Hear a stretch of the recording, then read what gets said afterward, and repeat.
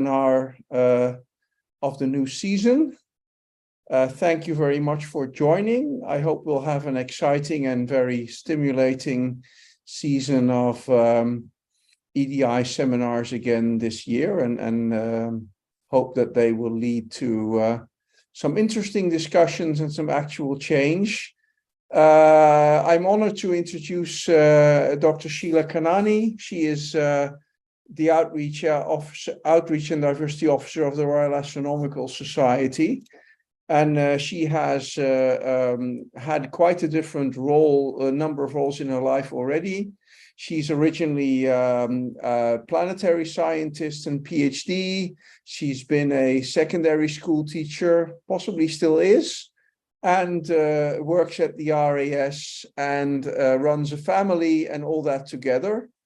For the latter reason, and somewhat ironically, in an EDI seminar, we'll have to run this a slightly shorter time than usual because of some childcare issues in the new school year. So without further ado, Sheila, I give you the floor. Thank you. Yeah, sorry about that. I will talk a bit faster, so there is time for questions at the end. And also, obviously, I've got my contact details there. I'm always open for questions. I don't tend to use Twitter as much anymore, but email is definitely the best way to contact me. So I wanted to give a little bit of an overview of the RAS and the EDI work we've done. I've worked there for almost 10 years now, and introduce some of the projects that we've run, some of the highlights and challenges as well. So for those of you that haven't come across the RAS, we're a learned society, a membership organisation, and publish academic journals representing astronomers and geophysicists in the UK and internationally. The RAS started in 1820. William Herschel was our first president, and we've had various presidents since then. Our current one is actually Mike Edmonds, not Mike on the bottom left of that picture. Let's see, is it what we've done in the last, one of the most notable changes, I suppose, was changing our logo as part of our bicentenary project. There have been lots and lots of other projects as well. And then we had Emma Bunce as our president during COVID. She was only the second woman to be president of the RAS. Which is second or third anyway, which is very small considering how long we've been around. And then Mike Edmonds is our current president at the moment. But we've got a lot to do. When I started at the RAS, I was hired to do education outreach and diversity, which was lots of different things all pushed together. And like Ralph said, my background was research, but I've also been a teacher. So the education and the outreach sections of my job were pretty standard for me, but the diversity area was quite new. And I started by training myself and learning about the role and the lay of the land, and doing things like surveys and policy writing and getting procedures and implementing different initiatives into place. So the RAS started in 1820, but women were not allowed to be fellows until 1916. So we did celebrate women as fellows at the centenary in 2016. We do have a committee for diversity in astronomy and geophysics. It started off as a women's committee, but is now for all diversity areas. We tend to meet about twice a year, and the committee is made up of trustees, council members, our members, which we call fellows, and external partners. And then CDAG, the committee, answers to council, and sort of generally make the rules. And then the staff, the RAS staff, of which I'm one, work with CDAG to get these diversity initiatives put into place. So CDAG is there to improve and encourage the diversity of the RAS and the wider community, embed diversity and equality considerations into the working practices. And we try and do a lot of that work using data. So we've got a baseline of data of most of the things that we've done in order to see impact as the years go by, but also as a benchmark to look at what the situation is before we start. And we hope that we promote and have an inclusive working environment where everyone is respected and valued.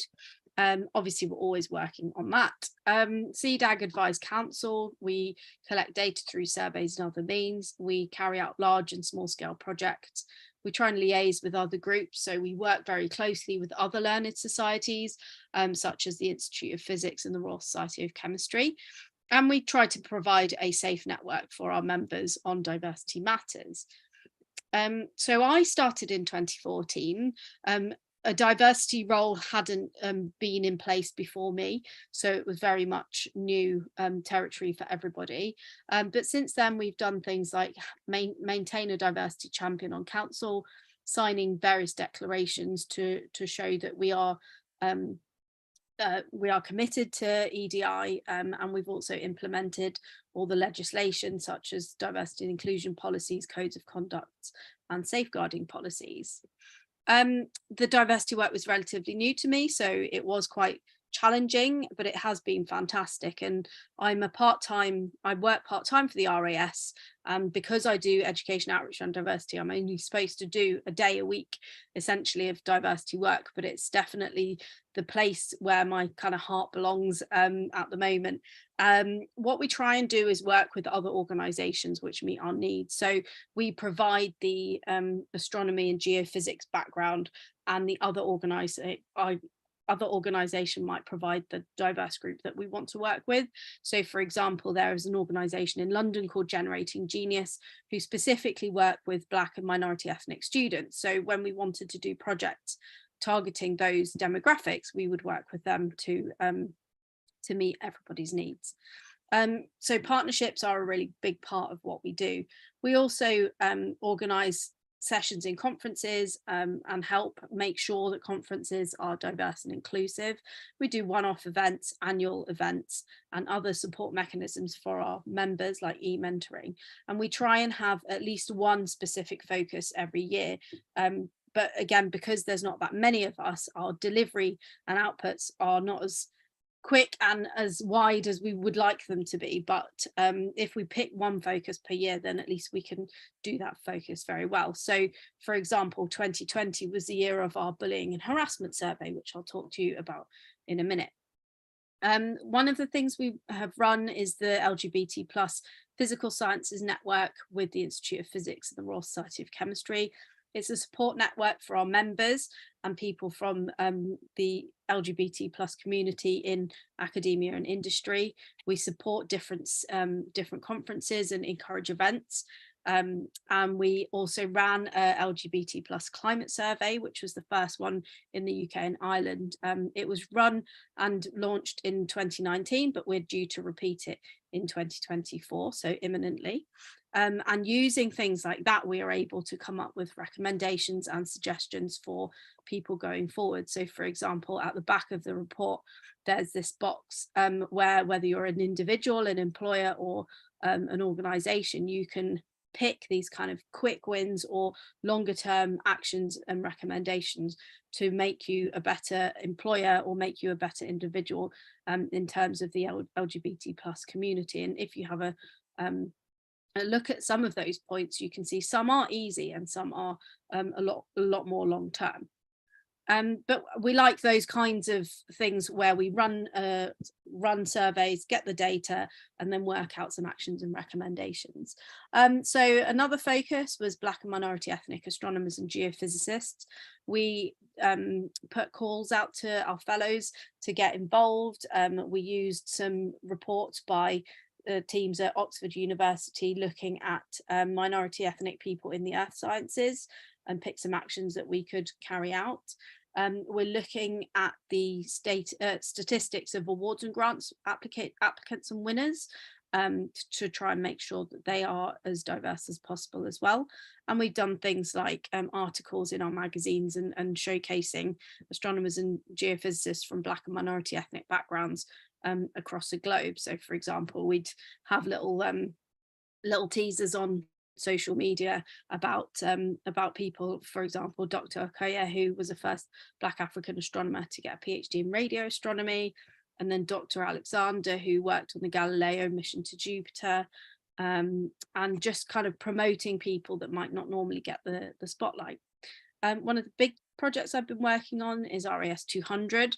So RAS 200 was a bicentenary celebration where we had a funding stream for 12 projects up to £100,000 each, working with groups that we'd never worked with before. We wanted community-led outreach grassroots projects, but having academic input. So again, partnering with relevant organisations and creating these new outreach projects with underserved audiences. We had over 150 applications and narrowed it down to 12. And over the last 7 years, I've been working on a longer term projects with these 12 organisations. So I've been working with, for example, I'll just pick a few out, the Bounce Back organisation, who work with prison inmates to sort of reintegrate them into society once they finish their term. So I was going into prisons in London teaching inmates about astronomy, which was challenging but amazing at the same time. We also have worked with a caring charity, so people who were creating astronomy residentials for young carers and taking them out to the Highlands and Islands of Scotland for, as a respite break from their caring responsibilities.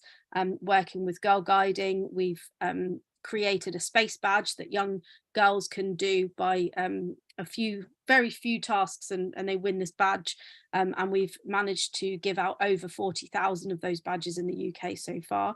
But also some cultural projects, so working with cultural festivals in Wales and Ireland, working with the Prince's Trust, working with a group in South Africa, and some really unusual but really exciting and excellent customers. So over the last 7 years, we have estimated a total direct audience of just over 200,000 people. And that is taking into account the couple of years of COVID where everything obviously went online.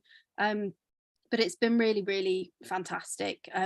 Some of the outcomes are STEM related, for example, STEM subject knowledge increase, but we've also found that people have mentioned an increase in confidence, they've found new friends, and they've also reported enhanced well-being from being out in nature, looking at the stars and those kinds of experiences as well. So that's been a really positive side of EDI that we've been working on. So then we during 2020 as well, we launched a bullying and harassment survey. The aims of that survey were to look at bullying and harassment in astronomy and geophysics, and look at workplace culture and policies, and understand which communities are more likely to be affected by these issues. The survey was run in 2020. We've been sort of analysing it and writing the report and the actions and recommendations since then. But just on first glance, you can see, so when it says in the last 12 months or in the last 2 years, that's from 2020 back. But the results have been really, really sad, really shocking, or maybe not shocking, maybe expected, but basically saying that all the minority groups are the ones that fare the worst for bullying and harassment. So disabled and black and minority ethnic astronomers and geophysicists were 40% more likely to be bullied than their non-disabled and white colleagues. Women and non-binary people are 50% more likely than men to be bullied. 50% of lesbian, gay, bisexual and queer astronomers and geophysicists were bullied in the 12 months preceding 2020, and 12% of bisexual astronomers reported being bullied at least once a week. So the statistics were really shocking. Some other things, 43% of everyone that replied to our survey had been subjected to some type of bullying and harassment in the last 12 months. And the frequency as well was very high. So frequency of bullying and harassment in the workplace in the last 2 years, more than once, was 32%. And that's the sort of 2018 to 2020. There's a graphical summary here. The report has been written, but we haven't launched it yet. And the data would be able, you'll be able to look into it in more detail in the next few months. And the reason we haven't presented the data formally yet is because since writing the report, we realized that actually publishing the data was one thing, but creating actions and recommendations around what we found was more important. So that's what we've been working on recently. So we were looking at reporting and how people felt about reporting. So we asked the question, do you think your employer takes sufficient action to prevent bullying and harassment at work? And 37% of respondents said yes to this, which is not bad. And the positive responses in the sort of explanation answers included clear communication, good chains of command, and some reporting procedures at work. However, we did allow people to also write down some other explanations, and a lot more were negative. So people were saying that there's unclear reporting procedures when you have that sort of hierarchical relationship. So for example, students and supervisors, it makes reporting very difficult. People felt that the policies were there to protect the organization rather than protect staff or prevent bullying. And those in positions of power and influence were perceived as invincible and were often not punished, and were not sanctioned, particularly for those people who were seen to be securing large grants for their universities. And some quotes. So it's difficult to educate senior staff on their behaviour. Some individuals are not aware of the impact of their actions and do not believe they've done anything wrong. On paper, they do, but there are always some people in more powerful positions who don't treat students with respect, especially those who are struggling with a disability. And a code of conduct exists, but one of the people who bullied me is one of the chairs of the committee in charge of upholding it. So there's definitely a problem. This was most respondents who reported bullying and harassment were not satisfied with how their report was dealt with. And this wasn't disaggregated into different demographics because the data there wasn't enough data to be able to do so. But yeah, so by analysing the report, we realised that while the evidence was important and the data is obviously important, what will be more useful would be for us to create a set of actions and recommendations that the RAS can follow, but also can go out to the wider community. So similar to the box that I showed for the LGBT plus Physical Sciences Network survey. So this year we set up a working group made up of a mix of people. So I was the staff lead, but we had freelancer Charlotte Thorley as the chair. We had Dominic Galliano, who's also an EDI freelancer. Then we had people from the funding institute, the UKRI, university representatives. Shanice was from the Institute of Physics, and we also had an early career scientist from UK SEDS. So we tried to have quite a mixed group of people. So we created a set of recommendations that can be actioned by individuals, by managers and workplaces, and also by organisations and associations. These aren't set in stone yet. We still need to run them through our RAS Council. We still need to publish them into part of the report that I showed you some of the data from previously, but you know, it's getting there. What we realized was that the recommendations needed to focus around 3 areas: prevention, reporting, and accountability. And hopefully by putting these recommendations out there, we can work towards a safer and more inclusive workplace for everybody. So this is just a snapshot, and like I said, these are not set in stone yet, but around prevention, and you'll notice that for the individual recommendations there are fewer, because a lot of the onus is not on the victim. It has to be on people educating themselves and not being bullies or harassers. Also, these don't go across, so they're separate. Recommendations for individuals, managers, and organisations. But for example, in terms of prevention, we've talked about increasing your understanding of what behaviours are considered to be bullying, increase your understanding on what to do if you do witness something as well, and carry out training such as active bystander training. and engage in leadership and mentoring opportunities to keep your practices up to date. If you're a manager or a leader, there's a various sets of recommendations there, including reviewing that all members of the team are given equal and equivalent access to opportunities, raising issues of bullying and harassment at committees, ensure all staff have clear expectations around workplace culture. So that has to go into the induction training. You know, we get health and safety training and we get fire training and we get first aid, but this sort of thing should be part of that as well.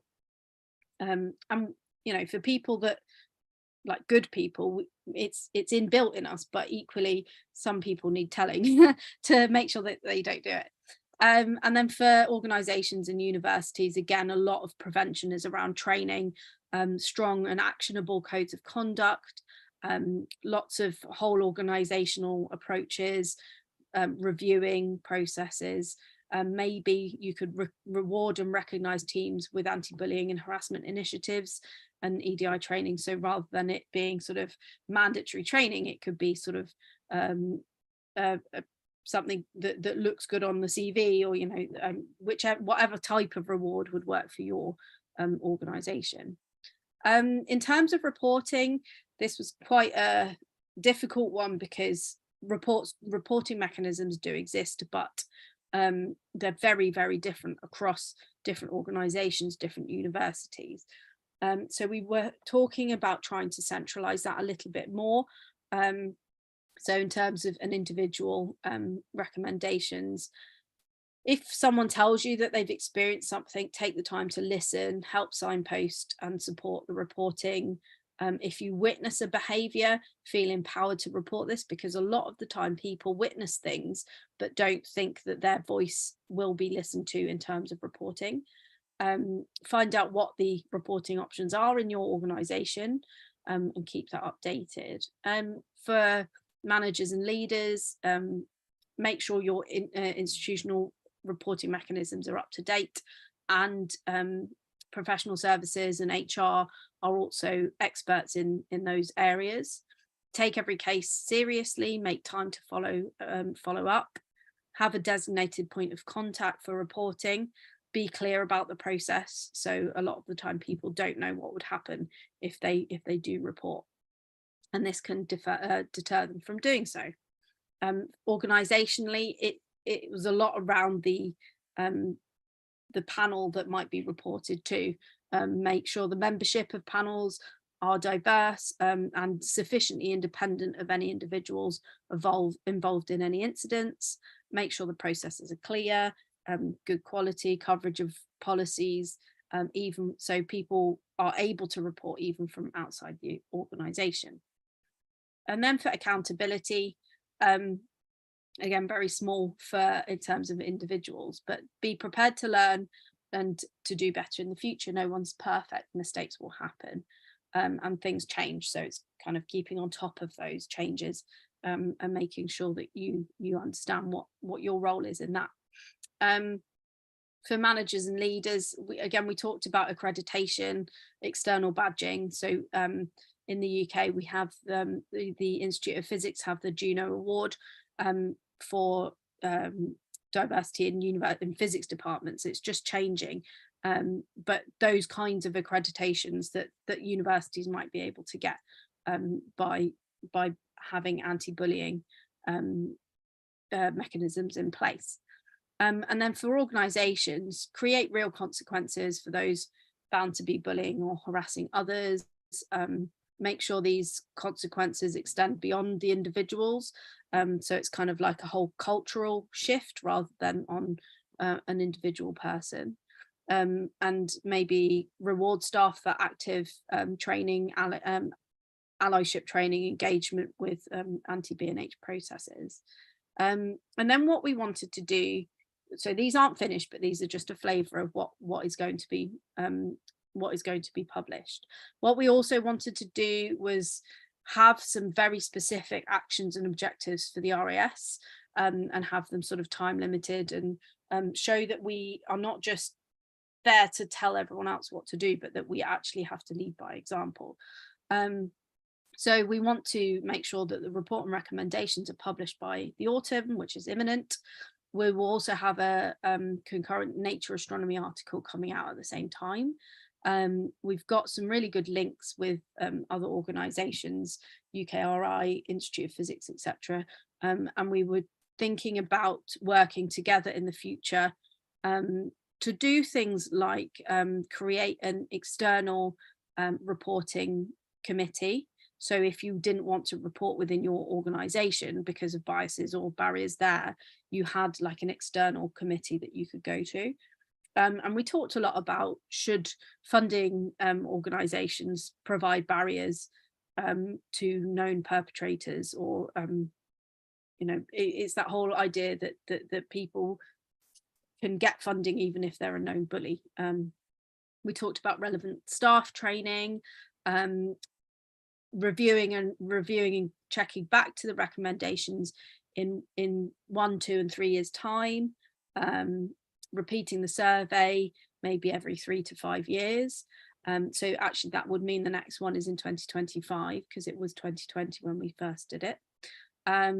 Create a solid process for selecting speakers and awards nominees to ensure that we're not giving a voice to sort of known perpetrators and people that shouldn't be given a voice. Or, you know, we don't want to be associated with active bullies, etc. We've had some discussion around publication because we do have a publishing team, and perhaps working with the committee for ethics in publishing to change the rules around who can publish, and just offer support for people. You know, we've got policies and codes of conduct and things like that in place. If people need templates or training or ideas around making conferences more diverse or safe, or you know, anything like that, we would be happy to help provide that assistance. Obviously, particularly in the astronomy and geophysics worlds, but we can stretch that slightly if needed. So the work's going to be launched hopefully in the coming months. We're at the stage where we've written these actions. We need to run everything through our legal teams and our council before it gets signed off, and then it will be disseminated to universities and other organisations.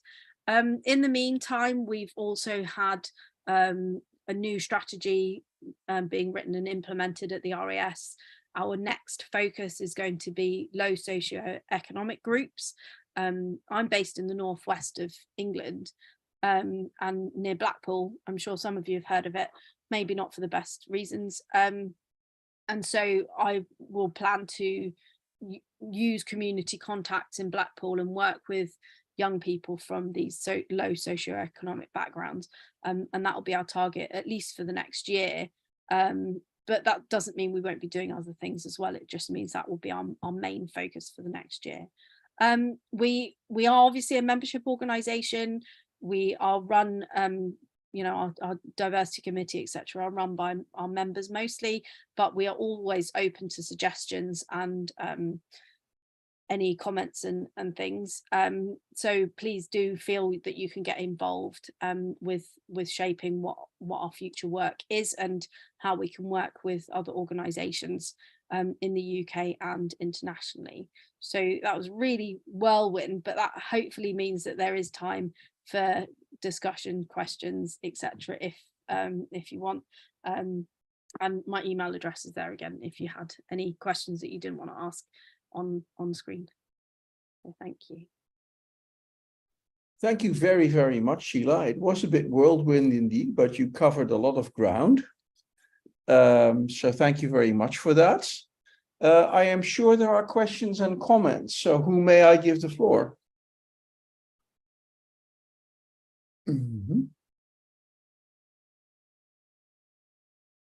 All right, Betsy.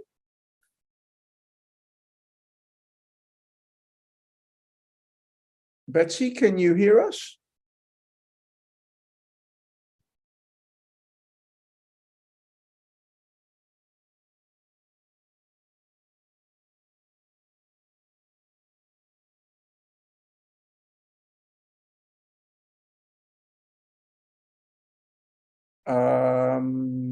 Betsy, are you still trying to ask a question? Sorry, Zoom hates me. Okay.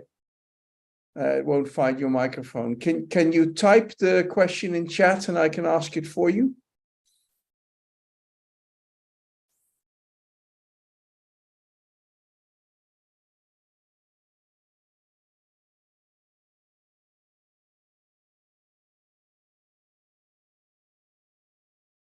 I was just going to say thanks for the excellent talk. Many lessons we can learn from NAEIC. That was Betsy's comment. Thank you very much, Betsy. Yeah, if you wanted any specific area, we can have a chat another time about it if you needed any support setting something up or any questions that I could go into more detail about any of it. Let's see, Terry and Karsten. Terry, can you go first?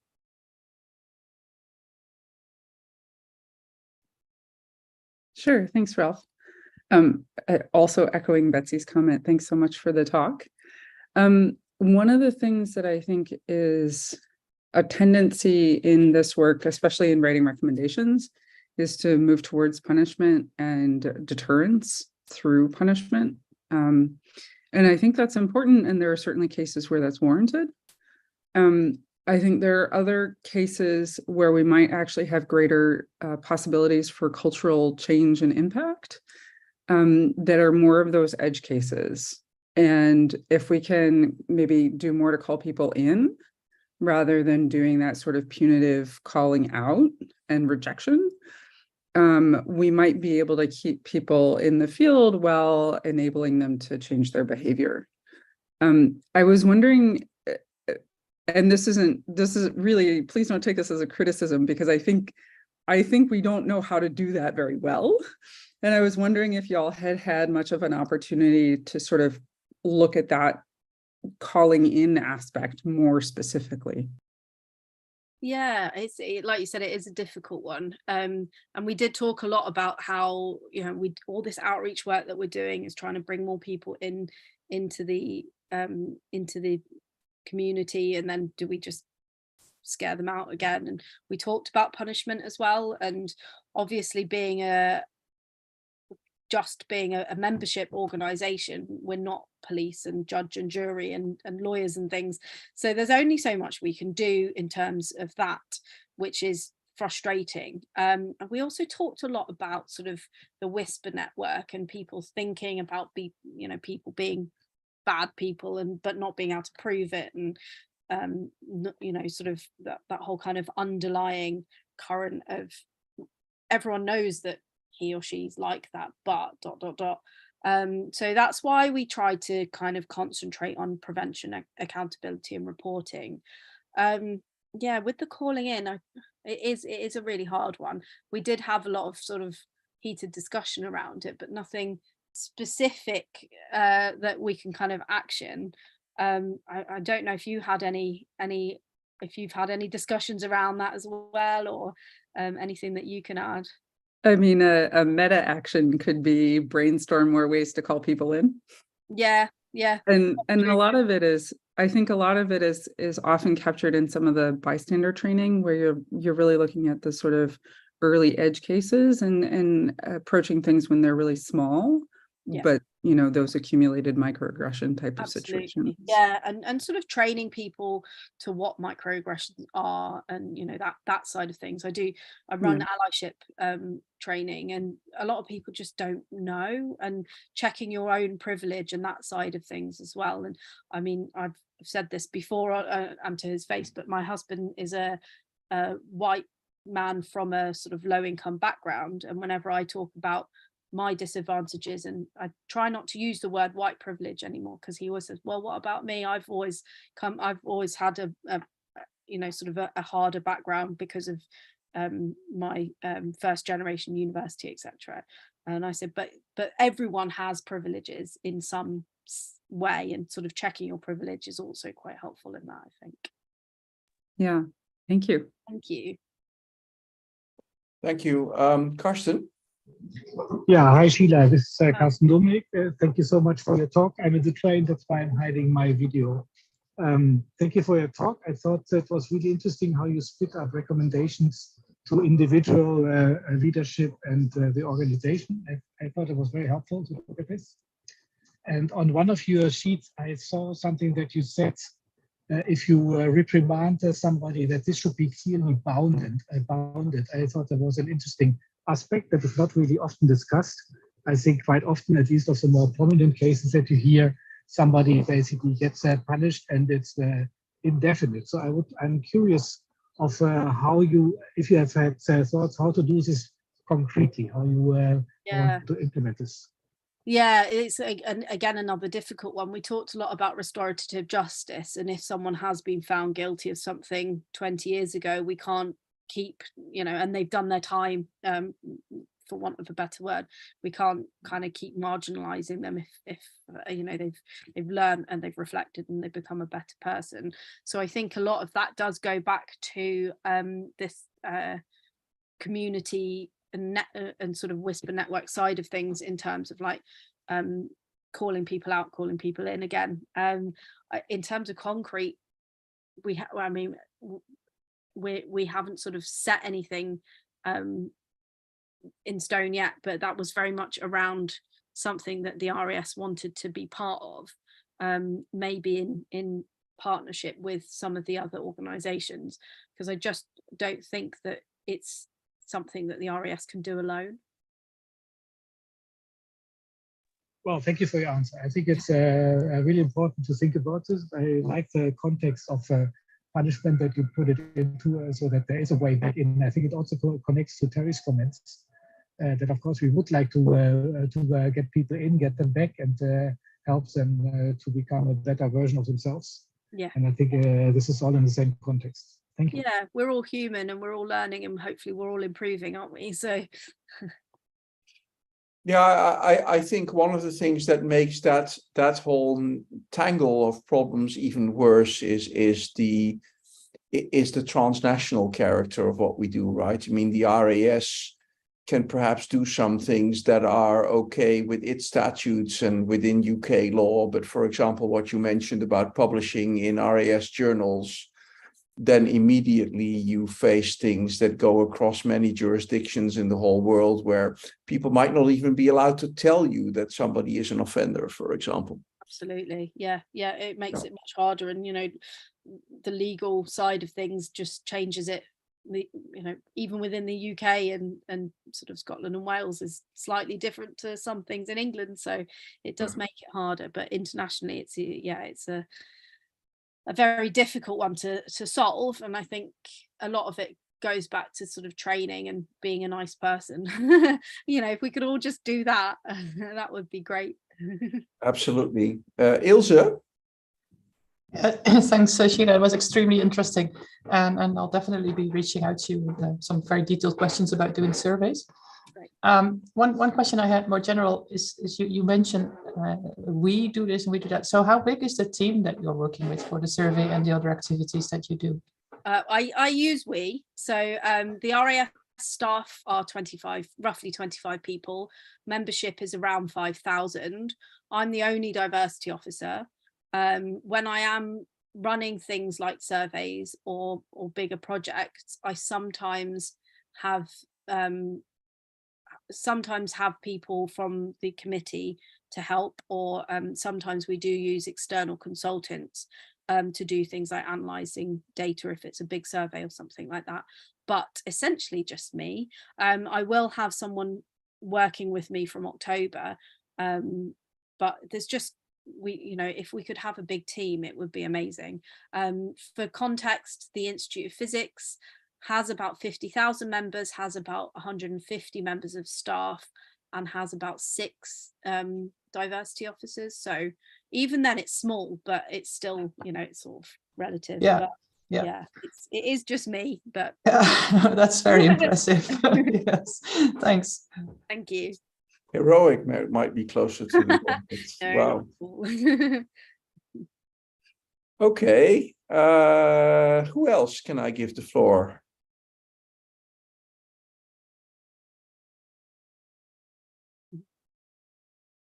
too much information in a short space. Yeah, I mean, one of the things that two very interesting aspects that I found about your talk is indeed this struggle that we also face of, I mean, what is the right point at which you intervene, right? And there's general agreement that by the time something has become a right mess, your intervention almost by definition is too late. So I like Terry's comment about trying to catch things early and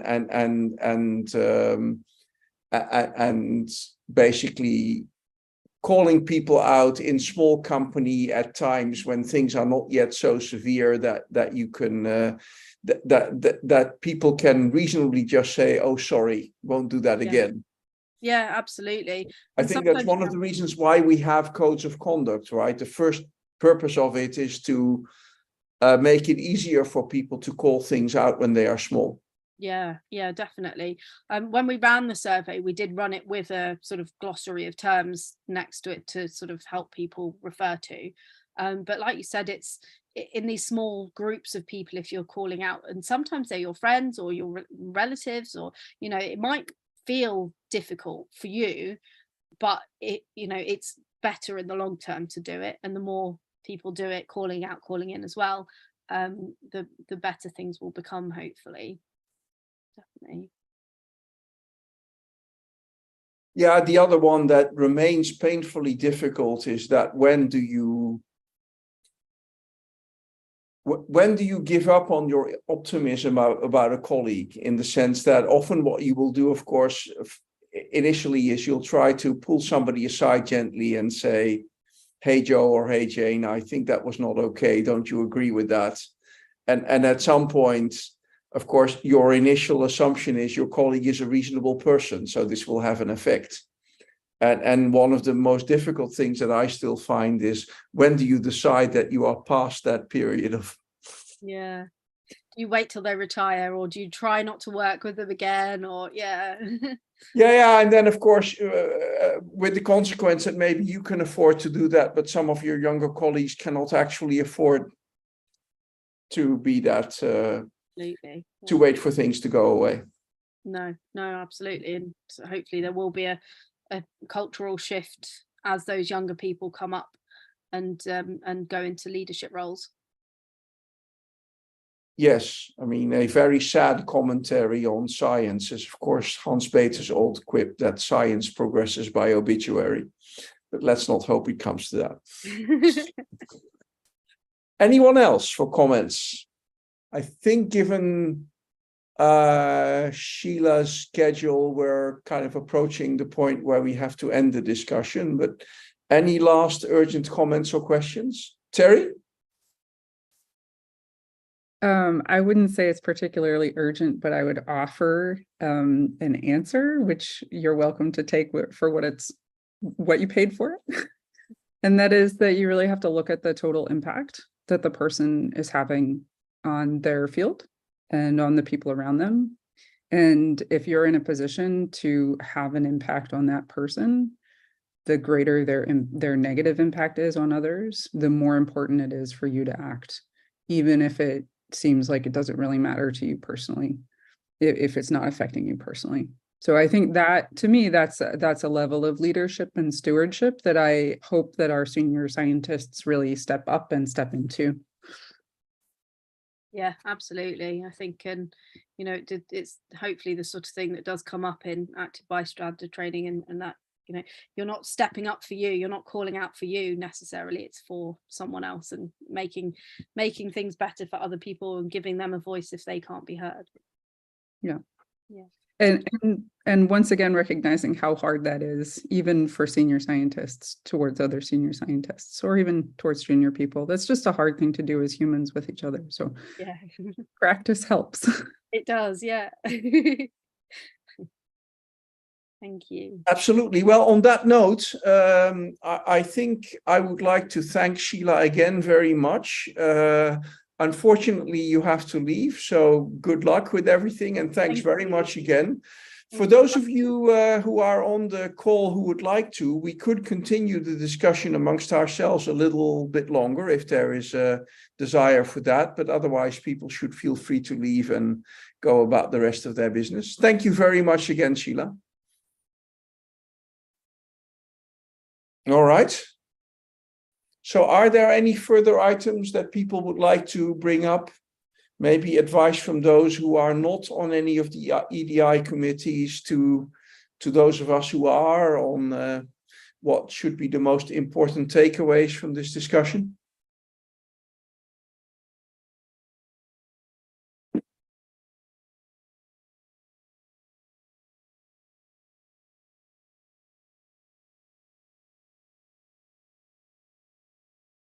All right, then if there aren't any, I would like to thank everyone very much again for attending the first NAEIC seminar of the season, and I hope you will all be back for the next NAEIC seminar, which will be on October 18th. Thank you for organizing us. Sorry? Thank you for organizing us. It's a pleasure. Yeah. Thank you. So the next one on October 18th is actually on astronomy for mental health, which is a topic that we haven't covered much yet. Bye-bye, everyone. Thanks. Bye.